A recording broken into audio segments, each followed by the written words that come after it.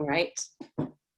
Hello, this is Kate Cherry. I'm an independent consultant with Arbonne International. I'm joined here today with Stacey Scott, who is a health coach, aren't you, Stacey? Now indeed, and yeah. What's your business name? Vita. Vita. Vita, yeah. So the reason we're here today is if you've been watching my page, I've been doing a little series from my little high horse about healthy living and looking after yourself and eating and food habits and all of that kind of thing. And the reason I know Stacey through business networking. We both belong to a group in London, a WIBN group. And I knew that Stacey has a wealth of knowledge about the relationship between our gut and our habits and looking after our immunity and all of that. And actually, Stacey does a lot more than that as well. So I thought it'd be great to get online and hear a bit from the expert, and then also share what she does in case you might want to have a conversation with her. So in August, you will have seen I did a little interview with Ali Moore, the psychologist, about food chips, as she calls them, so our relationship with food. And then there was a video I did with a client of mine who had a testimonial about the food, a relationship she has with food and has had for the last 25 years. And so I think this is really great because then we're continuing the theme on gut. So Stacey, tell us a bit just briefly about what you do and how you came to do that. All right. So I'm on a bit of a mission really now. I think just after the whole obesity drive that the government is pushing, what I'm wanting to do is help ambitious, busy women overcome overwhelm, burnout and crisis. I want them to restore balance and confidence in their bodies. And I want to do this through the lens of health. But actually, when you talk about health, health encompasses pretty much everything. The clients I work with, we focus a lot on diet, and not the sort of diet culture that is often represented in the media, but diet in terms of eating a really healthy, nutrient-dense diet. So all the different food groups, kind of getting as much goodness into your body as possible. And then that gives you the energy to focus on other areas of your life. So yeah, that's sort of the area that I work in, but I wear a few hats, but my other sort of professional hat is I'm also an occupational therapist. And we were just talking before actually about the work that I've been doing. And so my work, I'm a specialist in neurology. But during COVID, I was working alongside colleagues in a sort of assessment unit in a nursing home.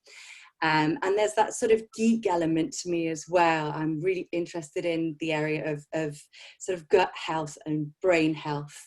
And so I suppose my work as a coach is along that sort of preventative element of getting real health, sustainable health, and that sort of looks at longevity as well. So hopefully it prevents us from getting these conditions like dementia and Alzheimer's in the future. Absolutely. And I love that because the message, we're here to talk about the gut and your business, of course, but with what I do with Arbonne, we're all about sustainable, healthy living.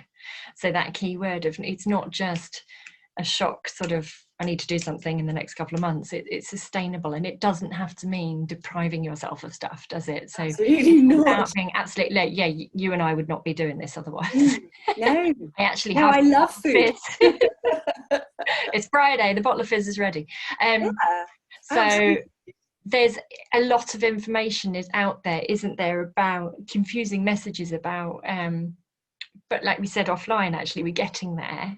It needs to trickle down, and it needs to trickle through the medical professions, which is where a lot of people look to as soon as something breaks. But like we were saying about the example of dementia, it can be months, years, decades that something's building up. So that is dichotomy. I love the word dichotomy. Is that the right word? It might not be the right word. But let's use it. Use it. Healthy living, what that means versus putting a band-aid on something in medical. And I guess that's something that must be quite challenging for you, because you work more holistically now, but you also work closely with the medical professions, don't you? What's your view on messaging, I guess, at the moment? It's a really interesting one, isn't it? Because right now, the NHS is so overused. And yes, everyone does look to the GP and the consultants because they are specialists in their field, but I believe there needs to be this paradigm shift so that we take individual responsibility for our health as well, because we know that a lot of the conditions now, they are lifestyle conditions. So these chronic illnesses that we're seeing are as a result of living a particular lifestyle, high stress, lots of processed foods, very little sleep. We know that those kind of lifestyles do lead to chronic ill health as you get older. We know that a lot of people are getting burnt out, and there isn't really anything that the healthcare system as it is can offer you. So yes, if you have burnout and you become, say, depressed, or you have general anxiety, they can give you a tablet for that, but then that has consequences. There's a long list of side effects for the tablets we take for these various conditions, and actually it's a band-aid. It just suppresses, sometimes helps, sometimes, but not always. As an occupational therapist, I kind of sit so I have a clear understanding of medical issues, terminology, but I kind of sit in the therapies space. So I'm very much alongside the holistic perspective. So it's actually quite nice. I've got a lot of transferable skills from OT to coaching. And so I look more at the person in their sort of entirety. So I look at, what's going on for them, how do they live, where do they live, what their work is, what their roles are, and I rehab from that perspective. So it's still quite restrictive. I have to work within my remit. So if I start talking about, have you tried eating this? Or have you tried, adding omega-3s to your diet? Then I would get a rap and be told to refer that person to a dietitian. Yeah. Exactly, because they're seen as a professional within their field. Medical supervision, which is going to be targeted at that. I mean, because I've had experience of this within my family, is the dietitian will focus on the thing that's being treated. Absolutely. Whereas, is it correct to say that someone who's a health coach, nutritional therapist will focus on the whole, what else could be going wrong, which led to this? Yes. So especially the nutritional therapist or functional medicine doctor, they will have a long consultation with the individual at the beginning, focusing on, how they live their lives. If they've had antibiotics, are they stressed? Do they sleep? So it looks at the person as a whole, and then starts to unpick, what's going on. Why? So you're looking at the root cause. As a health coach, yes, I want to know about that, but what I'm doing is to helping the individual to shift their behaviors. So for example, if you have a behavior of eating really sweet foods, then I might well help you to look at ways to change that, so that you start eating some health foods and some sweet foods, and health off them. Exactly. So yes, my perspective is very much on health, but it's also looking at, well, how can I help you to change your behaviors? Yeah. So that and I guess because people create a link between either a situation and something they need, or a mental state and something they need, because they think that's what's going to make them feel better, I guess, isn't it? Mine is chocolate. All through lockdown, it was I didn't used to drink in the week, and it became drink and chocolate. Yes. And it wasn't my big rule with what I do. What I'd started to do before COVID was dark chocolate only.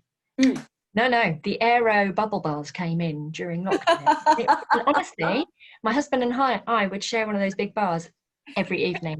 At least 3 nights a week we'd share a bar. Oh. But yeah, and it is, I guess I'm in a position where I've been following healthy living principles for probably about 7 years now, on and off, because it can be on and off if you're in control of it. You don't have to be, you've got 80-20 rule, haven't you? Of, Yeah. do what you're meant to do most of the time, but that allows you to do what you're not meant to do the rest and enjoy life. But it slipped totally with lockdown. I was exercising more, but I know that what was going in wasn't necessarily, so I knew what I had to do. But the average person who's not gained all those habits and hasn't got the tools to know what to do. So tell us about, at the end of the day, the reason we wanted to talk was that whole root cause, briefly. So tell us about the gut, which is where everything stems from. So that's your passion, isn't it? The gut and immunity. Tell us a bit about why people need to pay attention to that. And we're not talking about the muffin top and the flab around it. It's the stuff inside. But 80% of your immune system resides in your gut. So if you're not focusing on your gut, then your immune health just will suffer as a result. So yeah, the gut for me. You're getting geeky again. It's totally key in everything. Yeah, I'm so geeky I can't even speak. I'm there with you. It's totally my passion. Yeah. It is utterly fascinating, isn't it? The more we learn about the gut, the more we learn about how actually we regulate our own health. It's incredible. And the amount of sleep you have can affect your gut, and what you eat obviously affects your gut, but also your thoughts that you're having can affect your gut. It's just, hormones, everything. So is it true? So in your point about stress as well, because all that comes into play, and the hormones that start acting in when you're stressed, and people associate stress with high-powered jobs and stuff like that, and being in the city and commuting and whatever. No, a housewife who worries a lot is subject to stress, because that's going to kick off all that cortisol, or is it cortisol, I think? So sorry, back to what you were saying. So gut and immunity. So yes, for me, everything I do is around gut health, because I suppose I don't really like the word diet. I don't like the connotations that surrounds the word diet. So as much as, yes, I can help someone to release some weight, of course, I'm not going to get them to go on a specific diet. What I'd like instead is to discuss, well, what does help the gut to flourish and what doesn't help the gut to flourish, and then we work around a choice. Because there's no one fits all, is there? There's everyone's different. Everyone. Yeah. Absolutely. I too love dark chocolate, and so over lockdown, mine, it only went as low as 70%. I have to admit. That's so good. You're so good. It's more around taste. It's good for you. Yeah, absolutely. But it's more around taste for me, that one. But yes, I'm a big advocate for working out what works for you personally, because that is the key. So Slimming World, great initiatives, really great, but actually they don't really look at the components that are going to help your gut to flourish. Your gut and your immune system, they are intertwined, and so if you don't have that balance of healthy gut bacteria, then other things are going to fall down. You'll gain weight, for one. I mean, it's a real regulator of your weight. Yo-yo. That's why people yo-yo. They do really, really well at something in the beginning, fall off the wagon. It's too hard, because it's kind of presented as something you have to do for life sometimes, these things. And it's just too hard, and the why isn't there for someone to continue, and actually they're not doing their gut much good anyway, because they're not looking at those root causes. Absolutely. And if you don't have an understanding, then what will happen is your gut craves. It's part of your cravings, in fact, your gut. And so if you've eaten a lot of one thing, then your gut will actually crave that. So you'll actively seek that out. Yeah. And so with diets especially, that's why, you know, if you go on a diet and it's, say, a 4-week diet and you lose a lot of weight, the whole reason it goes back on again is because your gut bacteria, or lack of, is still craving those foods. So you haven't actually done the work around it. You've just gone on a standard diet to lose weight, but then there's extra stuff you need to do, and a lot of that is psychological, isn't it? I mean, it's yeah, and there's a lot of focus on fat being bad, and yeah, so I'm going on I mean, anything low fat. I've learned now. I've been helped to understand. You know, avoid anything that says low sugar or low fat, because what it's been replaced with is sugar. aspartame or whatever it is in low Gosh, fat. yeah, So sugar or sugar. there you go. So it's a bit of it is purely an education process, isn't it? It's an education process that needs to Really, happen. And like you said, I'm so glad you said about diet, and I love the inverted commas. Our diet is what we eat. And I don't know where, it must be decades and decades and decades ago. Maybe blame the 80s, I don't know. But a diet has been associated with losing weight. yeah. Whereas we all have a diet. It's what we eat. Yes. Like we said, we call it a Mediterranean diet. Then the Mediterraneans aren't sitting there going, "Yes, I'm on a diet," and it's the one from where I live. Absolutely, yeah. It's what I eat. Yeah. So it's. I think it was Tom Kerridge, is he the chef, who said there's a reason the first 3 letters of the word diet is die. Yeah. You hear him say that. So I would, if there was a word to ban, apart from I can't and I don't believe this and blah blah blah, for me it would be the word diet, because it's eating, it's what we eat. But also it has such negative connotations, doesn't it? The moment you say, "Oh, I'm on a diet," it means no, I can't have that thing because I'm on a diet. Whereas actually, no, if you really want that thing, have it. Just understand what it does and why. Understand your reason why you want to have it. Yeah, so I can so see where that coaching element comes in what you do then, because it's that brain gut brain association between, if you fully understand what something's doing to you. I mean, obviously with cigarettes they tried to do it with the pictures on the pack, didn't they? You can have this, but it might do that to you. Yeah, but look at what it's doing. So helping people understand the consequences of what they do. So I love that. And we talked about sustainability as well. So diet versus diet, let's scrap that. But sustainability, whatever you do, it's got to be sustainable, like you say, not just something. This is how I eat, effectively. Yes. This is the stuff I eat. This is how I eat it. I'm made of what I eat. Yeah, exactly. I make it more from scratch for these reasons, and it's sort of, it's having that understanding, and then it's making it part of your behavior so that it's really simple.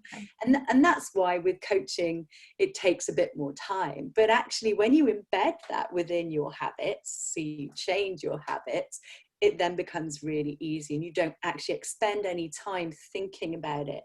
So, you know, when I was younger I spent a great deal of time dieting because that's what I saw my mum do. I thought I was supposed to be a specific size. I wanted to fit that, you know, whatever psychologically was going on as a child and as a teenager and into early adulthood.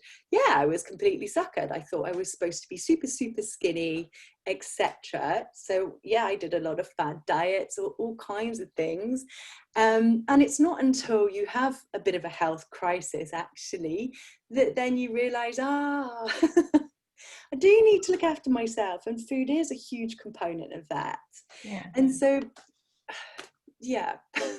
I love it, and that sustainability is so important, because it's exactly why we call our plan the 30 days to healthy living and beyond. A lot of people, because it's very long, cut that bit off, for example, when we're talking about it, but the and beyond bit is so important. It doesn't mean you're doing this forever. It means in giving your body this restart, you've learned some habits along the way and ditched some habits at the same time, which is great. I want to say thank you to you for being a frontline person. I know you're very sort of, no, I'm not working in the hospitals and stuff, but look, you were working in a care home, you were working with people, you were you got COVID yourself. I did. You Yeah. had it yourself because of the work you were doing. So I just wanted to Yeah. say thank you on behalf of everyone for that. If there was one thing, so I want to say, firstly, how can people contact you? Where's the best place to look you up?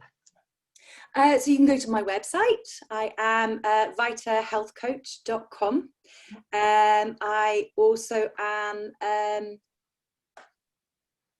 sorry, I'm not used to talking about my coaching. So That's it. When it turns back to us, it's like, oh, I don't know, what do I do? I'm the same. Yeah, really bizarre, isn't it? I am also, so yes, you can get me online. You can get me through, I've had an absolute blank, I'm so sorry. That's all right. I can put what we'll do anyway is I can put links in after the on the post. I can put links to your website. Do you have business pages as well? And you're on LinkedIn, I assume, as well, Stacey? I am on LinkedIn. Yes. And what I've learned actually is in the recording, I don't think we can see the names. So our names are here under our screens. We can see them, but I don't think they come up in the recording. So I will. Okay. It'll say Stacey Scott, and I'll tag you anyway. Yeah, and so, I'm on Instagram, obviously. Yeah.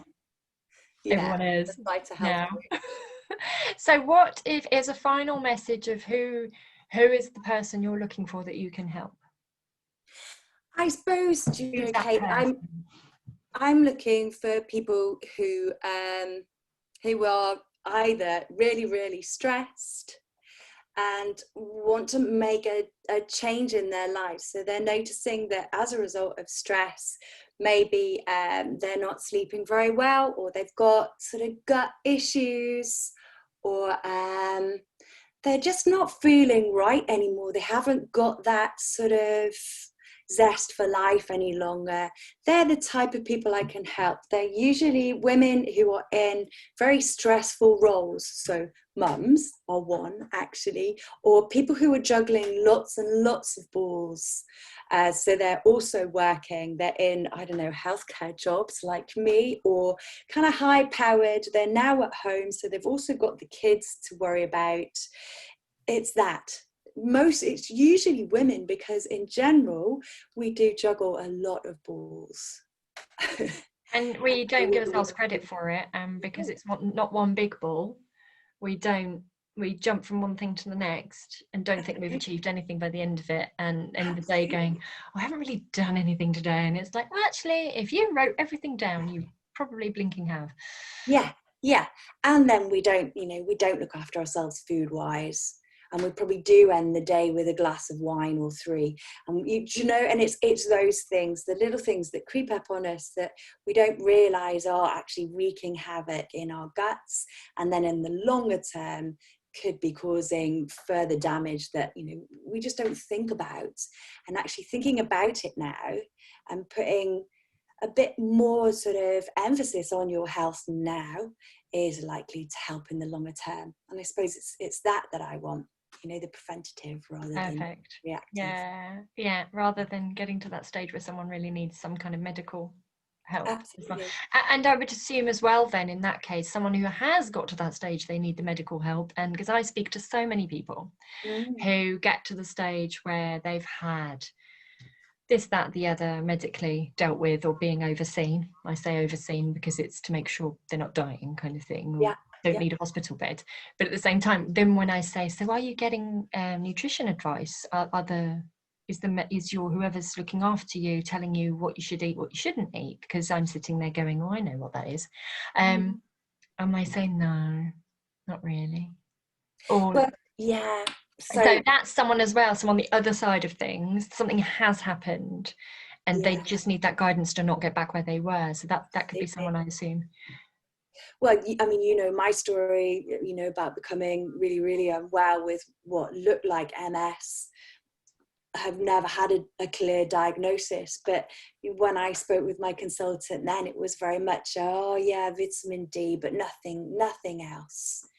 You don't need to change anything else.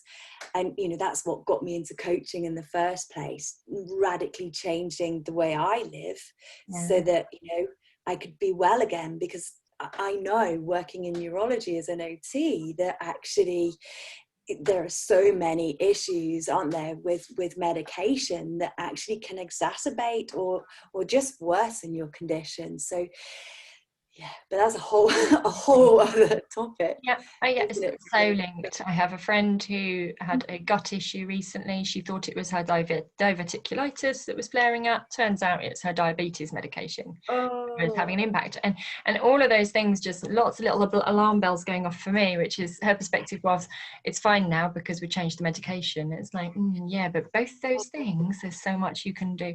So hopefully the right person heard this, and yes, we'll get in touch with you. yes. It's been fantastic talking to a fellow healthy living enthusiast. Yeah, it's really nice. And we will hopefully, it's a bit like we're the tree huggers of life at the moment, aren't we? So we're the socks and sandals of eco 20 years ago. So hopefully, like you said when we were offline, it's coming. So a change Yeah, will come that people will understand more and more about. absolutely. Yeah, Yeah, perfect. Thank you so much for your time, Stacey. If very well. anyone wants to get in touch with either of us, hopefully, if I've done this right, I've tagged, well, this is my page or my group, and I've tagged Stacey. So Great. take care and look after yourselves. You too. You too.